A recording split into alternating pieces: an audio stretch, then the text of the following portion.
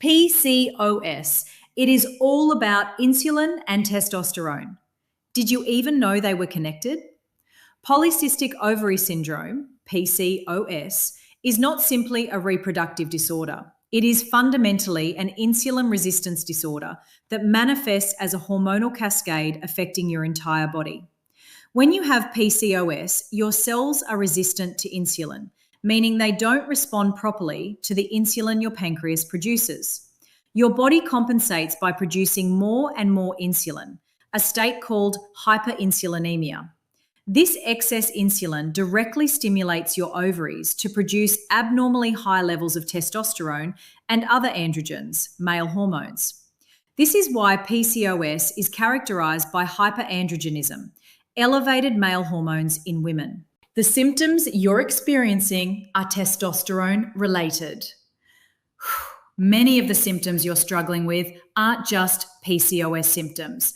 They're direct results of elevated testosterone levels.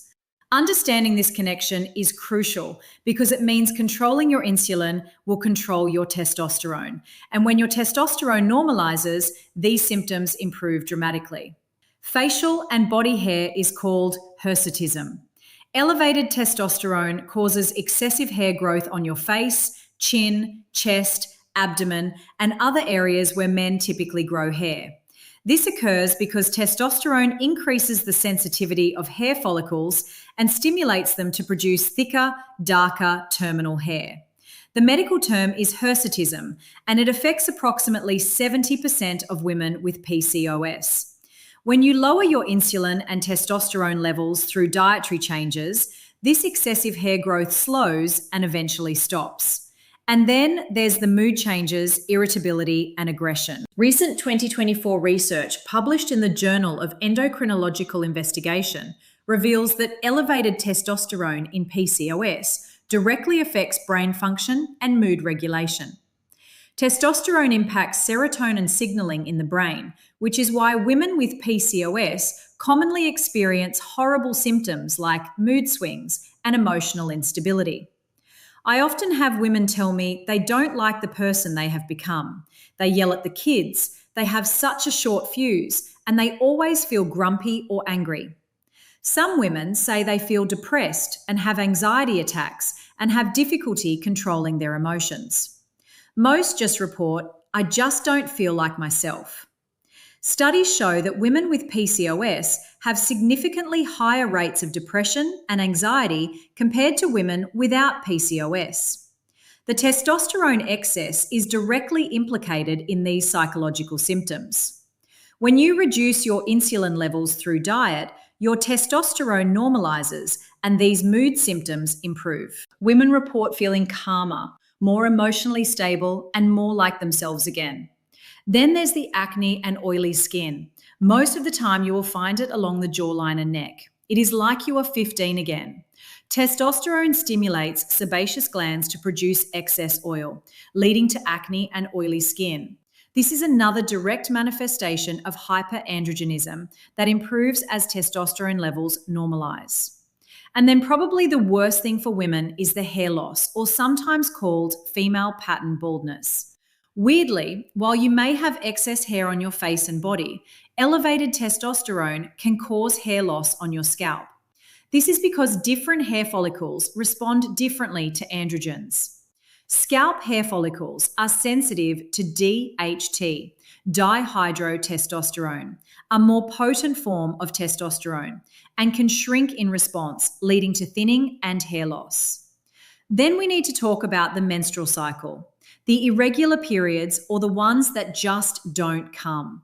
Testosterone stimulates sebaceous glands to produce excess oil, leading to acne and oily skin.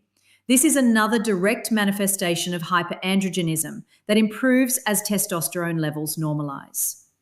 And then probably the worst thing for women is the hair loss, female pattern baldness. Weirdly, while you may have excess hair on your face and body, elevated testosterone can cause hair loss on your scalp. This is because different hair follicles respond differently to androgens. Scalp hair follicles are sensitive to DHT, dihydrotestosterone, a more potent form of testosterone, and can shrink in response, leading to thinning and hair loss. Then we need to talk about the menstrual cycle, the irregular periods or the ones that just don't come.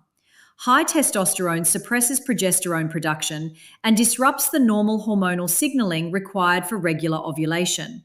This is why PCOS is characterized by irregular, infrequent, or absent menstrual periods. With all this going on, you can guess what happens next.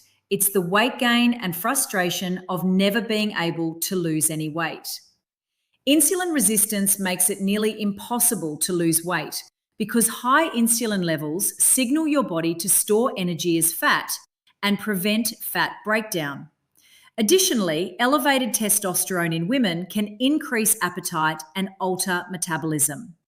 And finally, fertility issues being sabotaged by high testosterone, preventing normal ovulation, making conception difficult or impossible, and elevated insulin levels, creating a hostile environment for embryo implantation and increase miscarriage risk. You now understand that insulin can cause a whole range of issues, and your medical professional may not have ever told you the real truth and depth of damage one hormone can do. It's time now to watch more, read more, research more, and start making some decisions with lifestyle choices, supplements, and stress management to work towards being healed and whole.